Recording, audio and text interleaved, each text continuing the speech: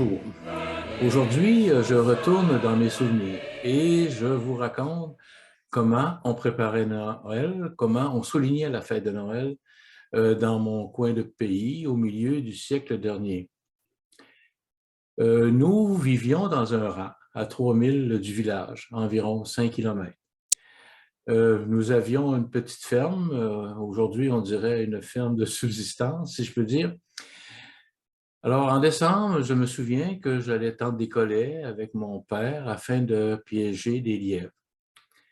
Et chaque jour, très tôt le matin, ou quelquefois après la classe, j'allais vérifier les collets et il arrivait souvent que je rapportais un ou deux lièvres. Ils étaient congelés, bien sûr, et mon père les accrochait à la galerie sous le perron et les passants arrêtaient pour en acheter. C'est aussi dans cette période avant Noël qu'on faisait boucherie. Bon, c'est l'expression qu'on utilisait à l'époque. OK. Pendant que mon père enfonçait le long couteau, je m'occupais à recueillir le sang dans une casserole. Et nous avions un bon dîner avec du sang frais. Il arrivait également qu'on abattait un veau de l'année et des poulets. Alors, on avait de la viande pour une bonne partie de l'année.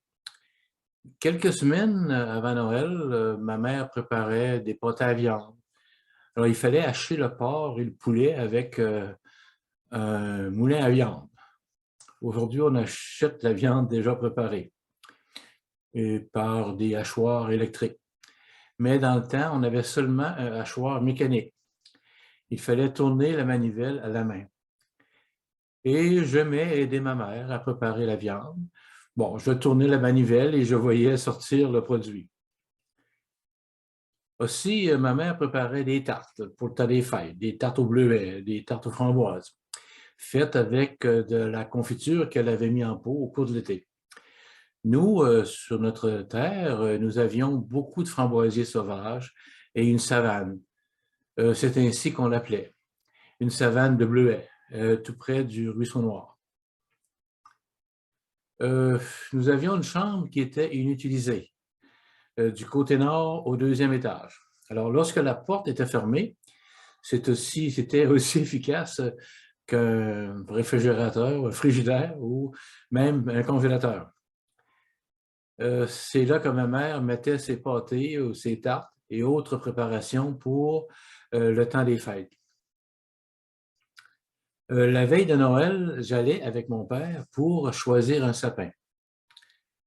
Bon, mon père bricolait une base pour le tenir et il l'installait dans un coin de la salle, là, une salle qui servait de salon. Ma sœur et moi et ma mère, on le décorait avec quelques guirlandes, des glaçons en papier aluminium, quelques boules et des petites cannes de bonbons à l'occasion. Puis, on attachait un bas de laine en espérant que le Père Noël y laissera quelques cadeaux lorsqu'on sera à la messe de minuit. Et pendant ce temps, ma mère préparait un cipaille, un cipaille. C'est ainsi qu'on appelait ce repas traditionnel du temps des fêtes chez nous. C'est une préparation faite avec toutes sortes de viandes. Il y avait du porc, du veau, du poulet, du lièvre. Et si nous étions chanceux, il y avait parfois de la perdrix et des épices.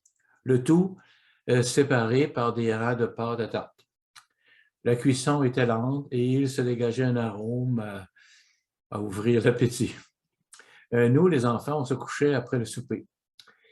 Et maman nous réveillait vers 10 heures, on peut dire 22 heures, et on se préparait pour aller à la messe de minuit. Mon père avait fait chauffer des briques qu'il mettait dans le traîneau pour garder nos pieds au chaud. Nous avions une peau de carriole qu'on appelait, je crois que c'était une peau de vache, pour nous couvrir et nous garder au chaud. Il avait également installé des grelots sur l'attelage de la jument et nous arrivions à l'église assez tôt pour ne pas manquer le minuit chrétien chanté par M. Fernand Girard. M. Girard, il avait une voix digne des plus grands ténors que je connaisse. Je sais que quelques-uns d'entre vous s'en souviendront encore. Puis, c'était les trois messes traditionnelles.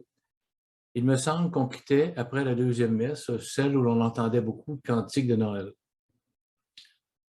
On arrivait à la maison vers 2h30.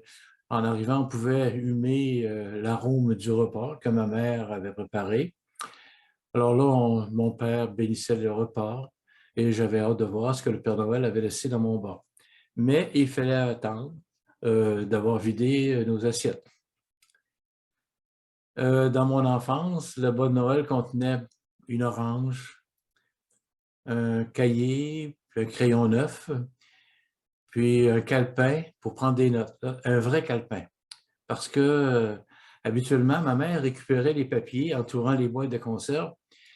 Elle cousait les papiers ensemble à la machine à coudre pour en faire des petits calepins dont on se servait à l'école pour prendre en note nos leçons ou devoirs. Je me souviens d'avoir reçu une petite auto bleue aussi, en plastique très petite, que je pouvais faire rouler. Et j'ai même surpris mon père et ma mère qui étaient assis à chaque bout de la table et s'amusaient à la faire circuler de l'un à l'autre. Le jour de Noël, on se levait vers midi ou un peu fatigué, mais c'était comme ça. Voilà pour les Noëls de mon enfance. Cependant, la tradition de se rendre chez mes parents pour le réveillon de Noël a perduré pendant plusieurs années. Avant que le rang 8 soit ouvert à la circulation automobile, on laissait l'auto au village et on se rendait à la maison en taxi, c'est-à-dire en autoneige. Puis, quelques années plus tard, lorsqu'on pouvait se rendre jusqu'à la maison en auto, les enfants et les petits-enfants se retrouvaient chez les grands-parents, soit pour le dîner ou le souper. Ma mère préparait toujours son cipard. Elle avait également toujours des pâtes à viande, des fèves au lard, des tartes et surtout son bon pain. Un bon pain qu'elle avait en abondance. Aujourd'hui, ces grandes réunions de famille sont moins fréquentes. Les familles sont généralement plus petites. Alors, c'est ainsi que la société a évolué, si on peut dire.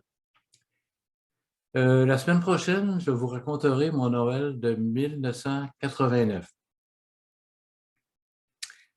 J'étais seul dans mon chalet à Saint-Valérien de Rimouski. Alors, bonne semaine et à bientôt.